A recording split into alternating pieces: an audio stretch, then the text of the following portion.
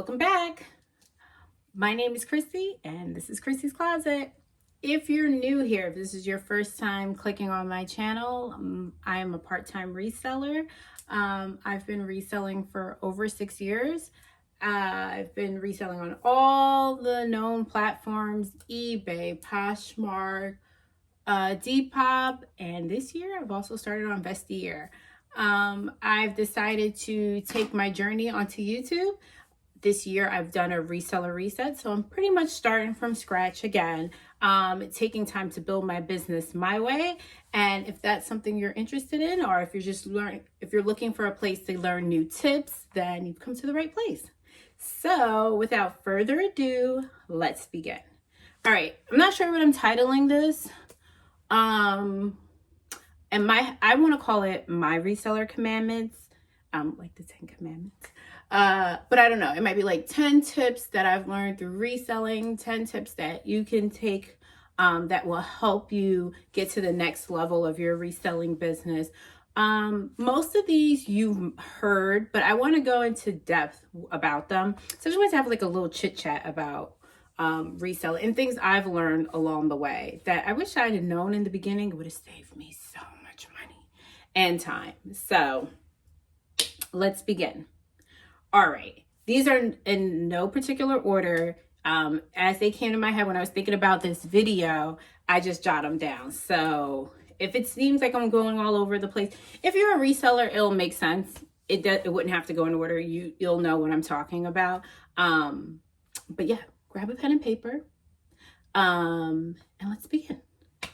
All right, when you decide to go do reselling. So this is what I think happens. I know this is what happened to me. I got into thrifting some years ago, right? I love fashion. I love everything about it. I like to read about it, watch like those runway shows whenever it's fashion week. I'm that girl. That's me. I used to have subscriptions to Vogue. I just love fashion, right? And it's not so much I love fashion. I also love trends, right? So that's my thing. Anyway, I got into thrifting. Yes, I was the girl that was like buying new clothes all the time or whatever. And then to save some money, I got into thrifting. And so then my closet was like, it was a lot. It was overwhelming, just too much. So I don't even know. And I've talked about this before. I know I have in one of my older videos. But like I saw like an ad for Poshmark and I joined. And then I got like, you remember how Poshmark was in the beginning where everybody would like welcome you aboard? I don't even know if it's like that anymore.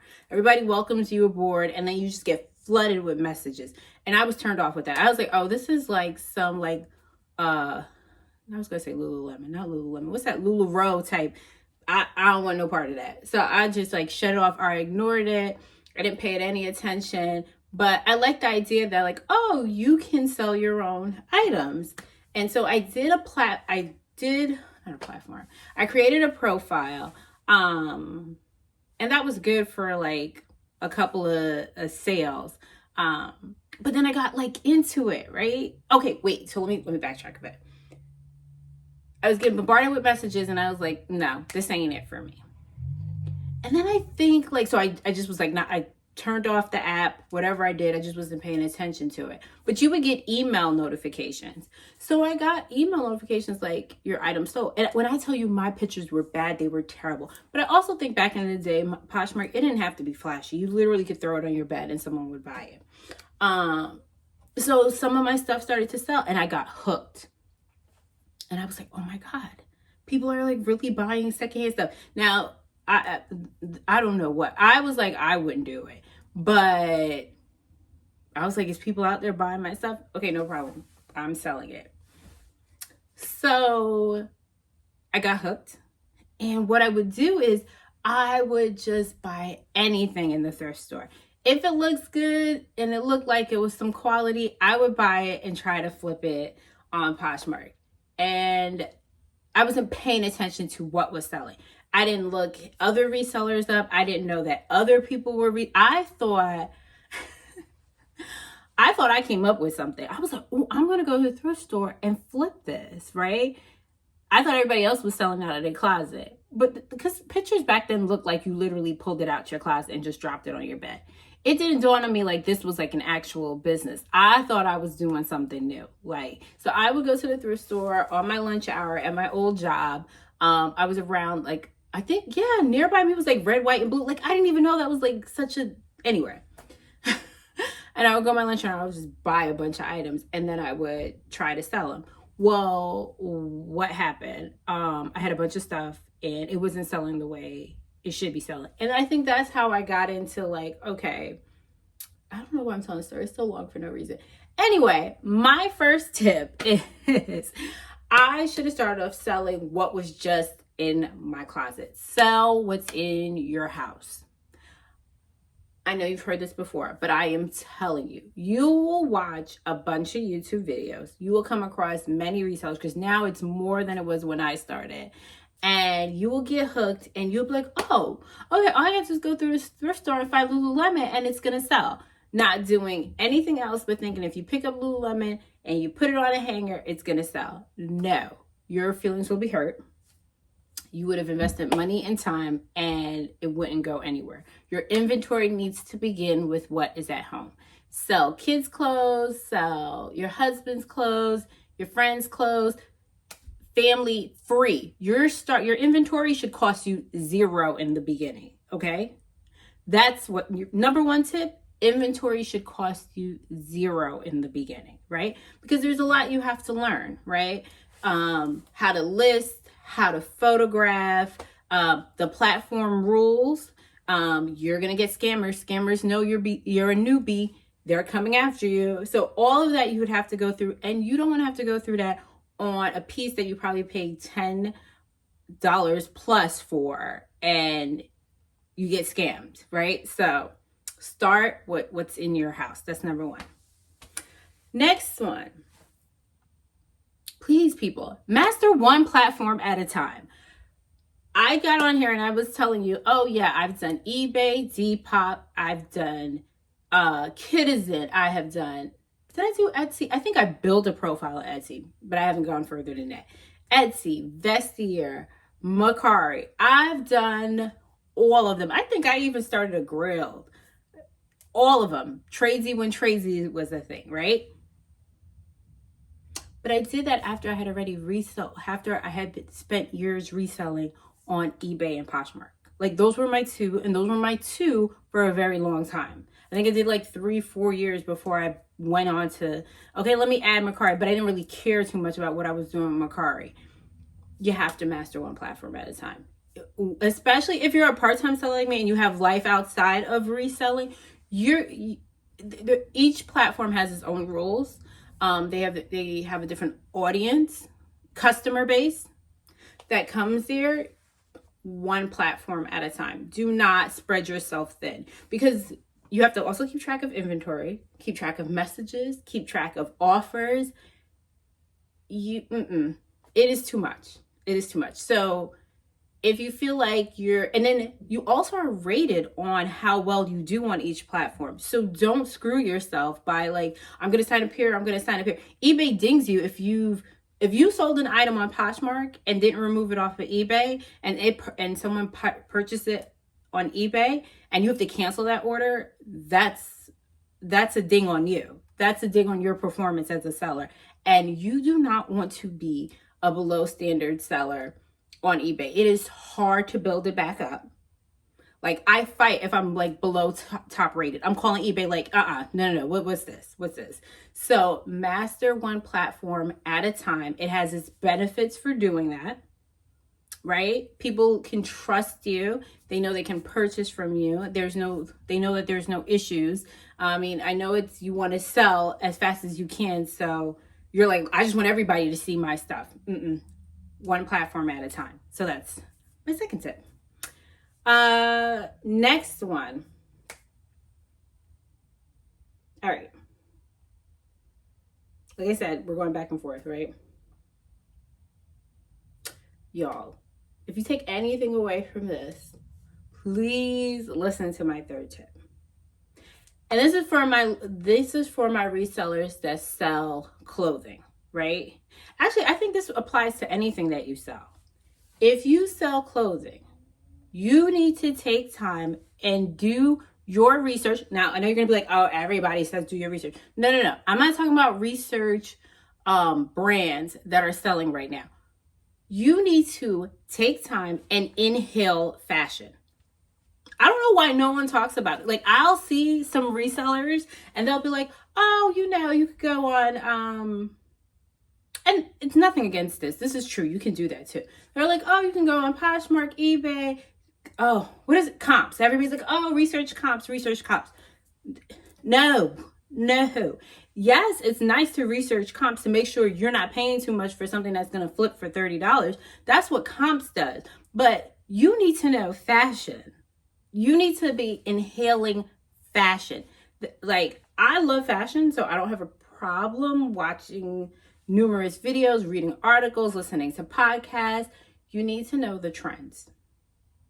You need to know what is coming. You don't need to know what's now. You need to know what is coming. That is the whole point of reselling. And like, that's what the stores do. Zara knows what they're putting out winter 2024. Like, they already have that. They have done fashion forecasts, right? And yes, they have businesses and money to invest, that they have money to invest in that type of business to tell them the trends that are coming.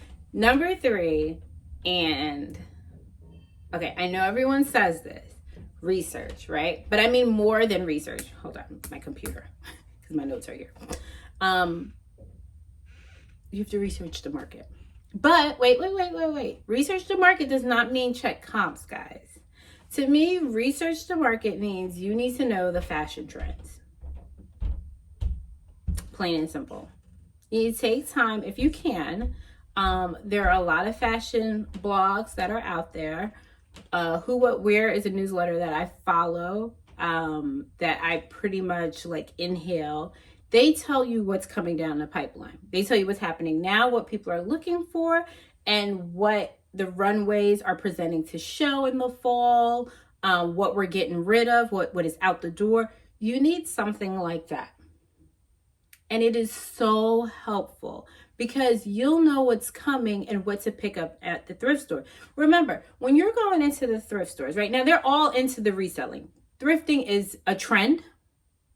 Thrifting is a business. Our society has changed. We care about quality, not quantity, number one. And we're more eco-conscious, right? So there is nothing like thrifting 20, 30 years ago might have been like, ew, you're buying used clothing. That's not what it is now. So because it's such a big business, right? They're following the trends too. So if Zara maxi dresses are in right now, they're going to charge you twice the price. But if you go into the thrift store and you know that, let's see, the color for fall coming up is cobalt blue. And we're going to wear anything cobalt blue. We don't care. Just like how we were going crazy about Barbie core, right? Now we're going to be going crazy about whatever they're going to call it. Mermaid core, ocean core, whatever, right? If you know that is coming, you're going to go to the thrift store. You're going to find all the blue items, right? And I'm just throwing something out there arbitrarily like that. But all the blue items for like half the price. Why? Because they're thinking about Zara maxi dresses and Barbie pink because they're following the trends for now. So they're going to price up those items now. But what you're looking for is you're preparing for fall. There should be no reason you are going into the thrift store still picking up spring items. Why are you picking up? The season is over, right? And that's what the big stores do, right? Right now you can get a sale on any dress probably right now, right? Because spring is, they're done with spring. They're ready for summer, right? You need to thrift that same way. So when I say research the market, like research the market, but take time to learn about fashion trends.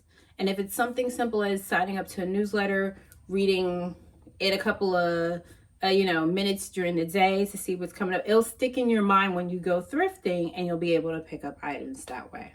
I know a lot of us follow other resellers, but by the time we give you the information, it's already here, right? So that's important. Let me see what's next. Okay, so yeah, same thing with research and market. Also, when you go to this thrift store, shop for the season ahead. It's the same thing as when you're researching. Do not shop for the season now. You're paying twice the price, even though $10, $14 might not seem like a lot. I go in a thrift store, I'm looking at sweaters now. They're heavily discounted. Coats are heavily discounted. And I'm looking for quality pieces, right? You're going to find Patagonia sweaters right now. You're not going to find it come September, October, but you'll find them right now.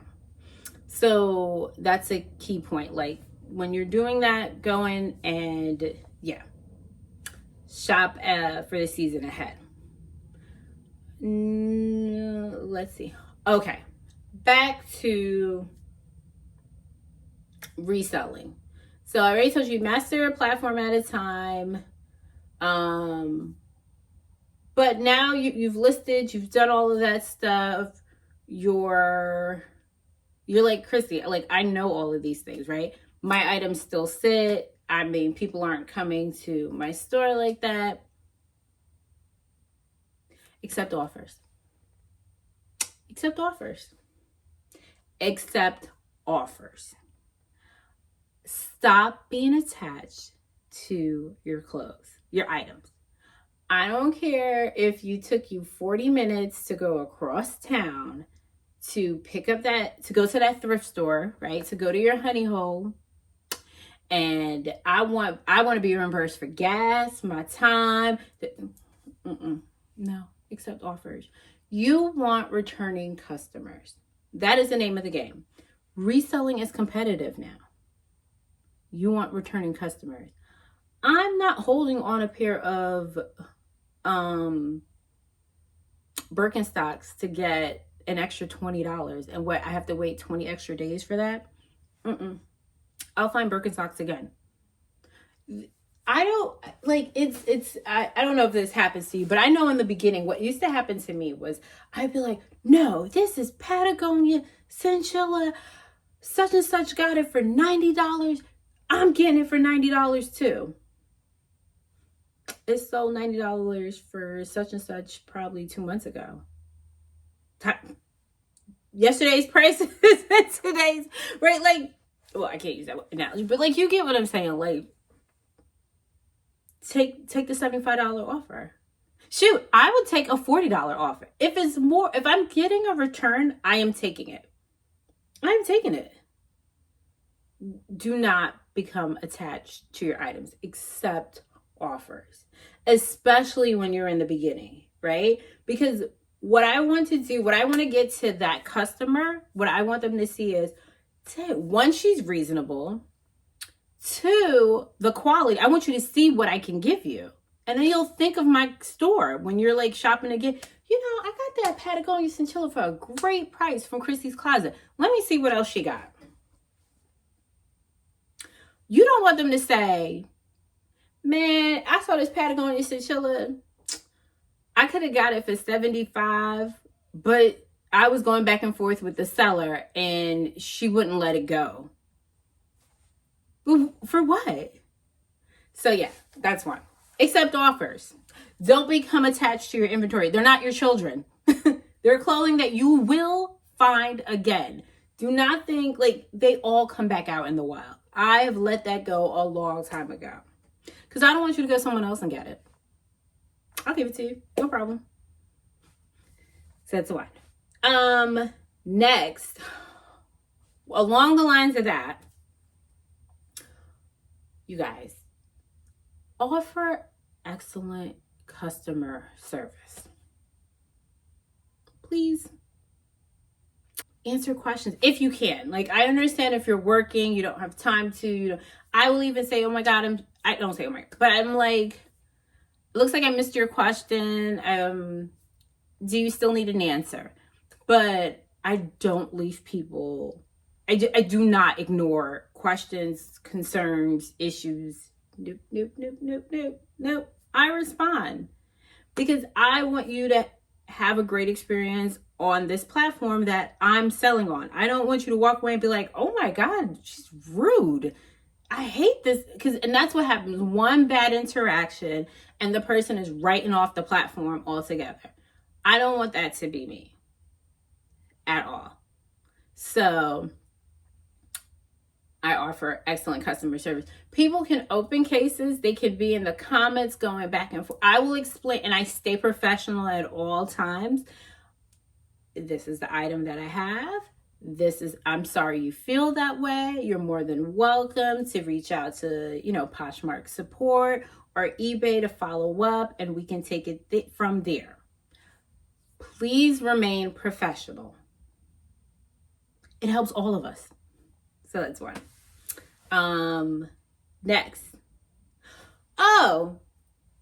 Write detailed descriptions. Please do not. Please do not sell an item for $100 plus and be like, Agua Bendita maxi floral dress. Blogger favorite. The end.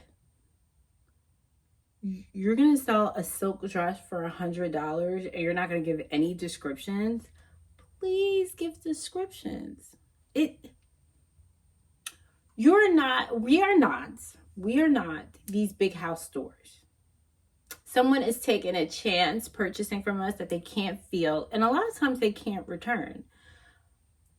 I'm writing out descriptions. This is the material, this is the measurement, and if that's not something you want to do, you should do that. You should at least do that much.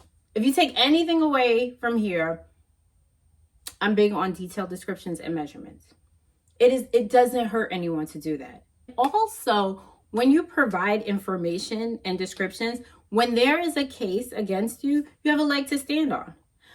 I had someone who was going not back and forth with me. It wasn't too much back and forth with me, but they were like complaining about the size they received.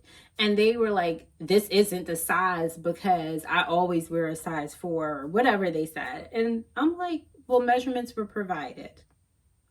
And this was a vintage item. So the 4 today is not the 4 from yesterday, but I'm happy to follow up. If you have any other concerns, you can reach out to eBay and I'll follow up with them as well. eBay ruled in my favor. I provided measurements. I indicated it's a vintage size. I said the sizing here, please refer to measurements because this is a vintage item. Those 3 lines saved me a case and money in my pocket. It is nothing. Write out the descriptions. And a lot of time you can cut and paste the descriptions, especially if it's a item from now. You can cut and paste it from either the website itself, if the listing is still there, or there's other resellers that sell. Like, I don't have no problem anyone using my listings, but I write it out. Size, condition, material, measurements, and maybe a 2-liner that says, you can wear this to the office or something like that. But write out details, description. Next, ship quick. Ship quick, ship quick, ship quick. Ship quick. Ship quick. Especially when you're starting off.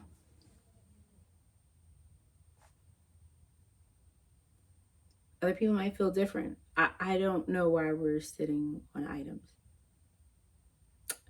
I'm not saying you have to go to the post office twice a day, but I go to the post office 6 days a week. It's not far from me. And there's literally a post office everywhere you go. So if I'm at work, I will take some items with me into the office and then ship at the post office close to my job. Home, I'm lucky the hubs could take items sometime. But just because Poshmark or anyone gives you 4 days does not mean you need to take 4 days to ship a dress out to someone. I ship quick. And it's also, it ties into excellent customer service. So definitely ship quick. Is that it? Oh, and last, the whole point of all of this, learn from experience. Whatever case opens up, whatever issues you learn with, any wins you have from reselling, write it down, put it in a notebook, keep track of it. It helps you to build your business and become better the next day. So other than that, I think that's it, right? I think so. So those are, to me, are like my reseller commandments. Those are things that I wish I had known in the beginning, would have saved me time. Last one. The whole point of my whole reseller reset.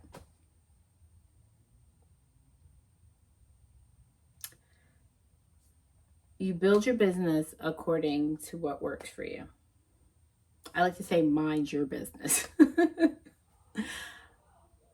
Yes, you can take tips from other resellers, but make sure you know what works for you. I have done it all. I have done live selling. I have done liquidations. I've done, garage sales. No. I know what works for me. Not saying I didn't succeed with any of those. I know what I like. I know my formula, what works for me, and reselling. And while it can bring you more money, it didn't work with my lifestyle. It was overwhelming, and I started to not like reselling because I, was inhaling all of this reseller information and copying what they were doing and not focusing on how I could take tips from them and incorporate it into what will work for me. So I got lost in all of that, wasted money and time. But now I've learned from that experience. And that's the whole point of this whole reseller reset and this journey, because I'm like, I'm going to build my business my way. And I'm going to take tips. I'm going to share tips. And this year, I've enjoyed reselling through and through. I've done it my way, and my way is just as good as anyone else's. So hopefully the information I gave you today wasn't too confusing, because I know I was all over the place. But hopefully what I give you, the tips that you heard today, can work for you and your business. If this is just a hobby and you were thinking of growing it, hopefully these tips will make it a little bit easier for you to transition it into a business. Hope you guys have a great reselling week, and I will see you here next week. Bye, guys.